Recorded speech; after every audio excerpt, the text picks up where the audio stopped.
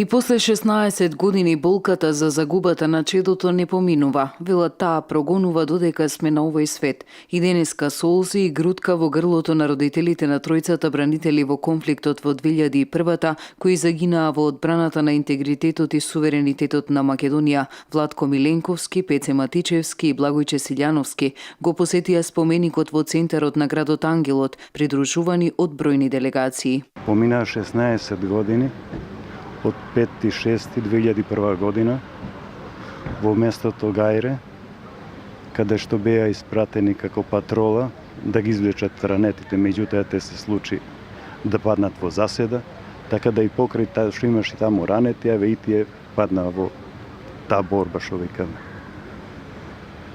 Тешко е да се каже нешто повеќе, не се само тие, пред нив имаше и други некои, скоро 7 битолчани се.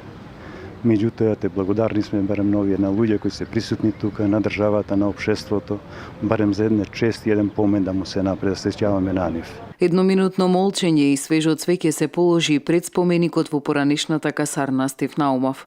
На денешен ден се навршуваат 16 години од нивното загинување и во нивна чест на сите правиме турнир во спортската сала.